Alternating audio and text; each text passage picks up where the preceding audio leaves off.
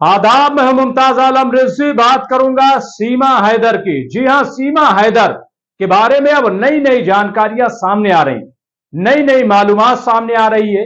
ATS की गिरफ्त में न सिर्फ ये कि सीमा हैदर है बल्कि सचिन है, और सचिन ने तो अब एक ऐसा बयान दे दिया है जिससे खलबली मच गई है, जिससे बहुत सारी चीजें सामने आ गई हैं। सचिन ने अब जाने में या अनजाने में, ये तो एटीएस और जो जांच एजेंसियां हैं वो पता लगाएंगी, लेकिन सचिन ने सीमा हैदर के बारे में बताया है कि इनका फौज से, पाकिस्तानी फौज से कनेक्शन है। उन्होंने बताया है कि इस्लामाबाद में इनके चाचा जो हैं वो आर्मी में बहुत बड़े अफसर हैं। इसके साथ ही कराची में बताया है कि सीमा हैदर का भाई जो है वो कराची की फौज में है और उससे हमारी बातचीत होती रहती है। अब ये आप देखिए कि ये एक नया डेवलपमेंट है कि सचिन जो है वो सिर्फ पबजी नहीं खेल रहे थे, सचिन जो है वो सीमा हैदर के साथ इश्क ही नहीं कर रहे थे, बल्कि सीमा हैदर के भाई से भी बातचीत हो रही थी।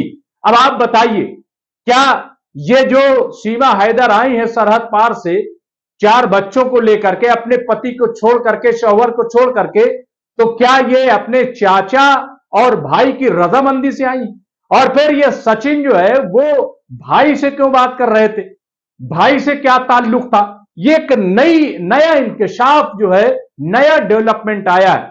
अब बहुत सारी चीजें जब छानी जा रही हैं, गौर किया जा रहा है। आज मैं खुद सचिन के गांव गया था, वहां मैंने काफी लोगों से बात की और मैंने जब मुआयना किया तो पाया कि जो गांव है सचिन का, वहां से 1 किलोमीटर फासले पर जेवर एयरपोर्ट है।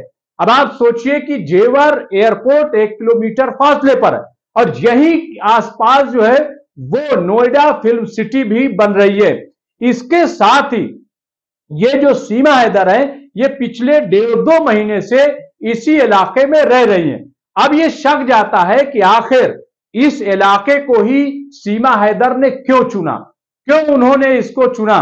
और फिर जहां तक सचिन मीणा का ताल्लुक है, तो क्या सचिन मीणा कोई खूबसूरत लड़का था या सचिन मीणा साहिबे दौलत था? ये वजह क्या थी, इसका अभी कुछ भी इंकशाफ नहीं हो सका है, बातें सामने नहीं आई। लेकिन आईबी को और एटीएस को यह शक हो गया है कि कोई बहुत बड़ा कनेक्शन है, कोई बहुत बड़ा झोल है। हालांकि सीमा हैदर अब भी इनकार कर रही है कि वो गलती उसने की कि उसने बगैर किसी कागजात के हिंदुस्तान दाखिल हो गई, वरना सब कुछ ठीक है, वो सचिन के इश्क में ही आई है और दोबारा पाकिस्तान नहीं जाएगी।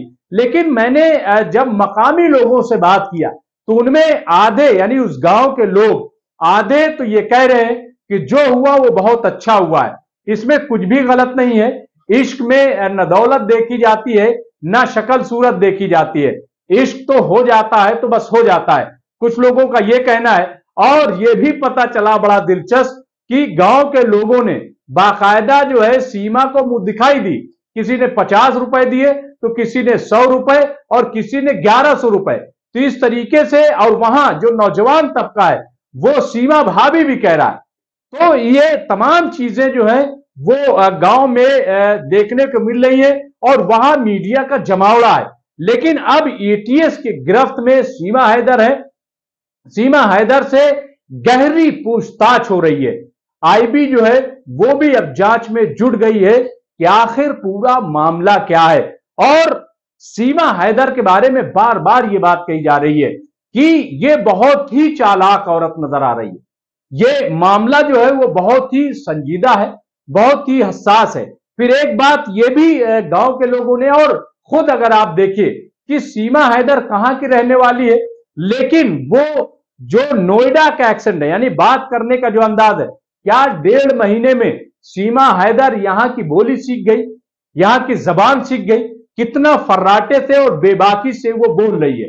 खैर, उसने हिंदू धर्म कबूल कर लिया है, तो इसको लेकर के जो भक्त जन है वो तो बड़ा खुश है कि एक वहां से आई, एक यहां से गई थी, यानी सानिया मिर्जा को जोड़ा जा रहा है, और दूसरी वहां से आई है क्योंकि लेकिन दोनों में बड़ा फर्क है, दोनों में लोगों में नाराजगी भी है कि आप सानिया मिर्जा जो स्टार है हिंदुस्तान की, उसका आप मुआवजा मुकाबला जो है एक ऐसी घुसपैठिया औरत से नहीं करना चाहिए।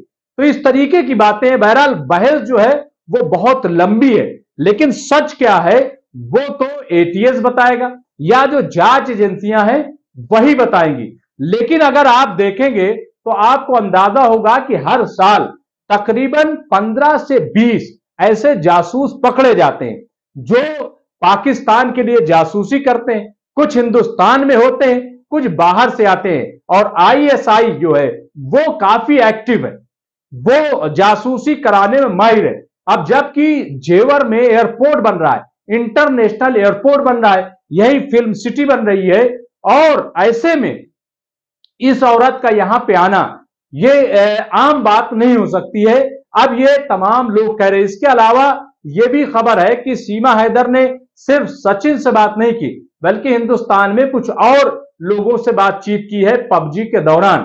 पबजी क्या शय है अभी गांव के लोगों को शायद पता भी नहीं, नौजवान तबका जानता है, लेकिन पबजी जो है वो इश्क का जरिया बन गया। ऐसे में बड़ा हंगामा है। एक तरफ ज्योति मौर्य की बात हो रही है, लेकिन ज्योति मौर्य की बात दब गई। ये मामला जो है वो बड़ा संगीन हो गया है। सवाल ये भी उठाया जा रहा है कि आखिर सरहद पार कैसे हुआ, ये औरत जो है वो सरहद से कैसे आ गई, नेपाल से कैसे आ गई। इसमें भी ये बताया जा रहा है कि सचिन मीणा ने ही ये रास्ता दिखाया, यानी कहां से कब किस वक्त वहां से निकला जा सकता है, ये सारा रास्ता जो है वो सचिन ने दिखाया। अब सचिन पे भी शक हो रहा है और ये कहा जा रहा है कि सचिन की भी गहन जांच हो, उनसे पूछताछ हो। तो अब सचिन के पिताजी से भी पूछताछ हो रही है, सचिन से भी पूछताछ हो रही और सीमा से भी पूछताछ हो रही। तो ये तमाम चीजें जो है आप देखें तो सामने है। बहरहाल ये बहुत ही सनसनीखेज मामला है। एक सवाल ये भी मोदी सरकार पर उठाया जा रहा है कि आप कह रहे थे कि देश जो है वो बहुत मजबूत हाथों में। तो अब सवाल ये है कि ये कैसी मजबूती थी कि एक औरत 4 बच्चों के साथ सरहद पार करके अंदर आ जाती है और आपको पता नहीं चलता, 1.5 महीना वो रहती है। आखिर एजेंसियां कहां थी, खुफिया विभाग कहां था, वो क्या कर रहा था। हो सकता है कि इस दौरान जो है वो सीमा हैदर ने कई कागजात, कई ऐसी चीजें यहां से पाकिस्तान मुंतकिल कर दी। ये कुछ कहा नहीं जा सकता है और ऐसा मुमकिन है क्योंकि अभी 10 दिन पहले ही आप देखिए कि नवीन पाल नाम का एक जासूस जो पाकिस्तान के लिए जासूसी कर रहा था, विदेश मंत्रालय से पकड़ा गया और उसने जो है वो G20 के काफी कागजात जो है वो पाकिस्तान भेजे। ऐसे में सीमा हैदर 1.5 महीने से खामोश बैठी रही हो, सिर्फ घर में रही हो, ऐसा मुमकिन नहीं है। बहरहाल ये जांच का विषय है, जांच का मौजू है और इस पर जांच हो रही। हम उम्मीद करते हैं कि दूध का दूध पानी का पानी बहुत जल्द हो जाएगा और जो सच्चाई है वो सबके सामने आएगी। बहुत बहुत शुक्रिया।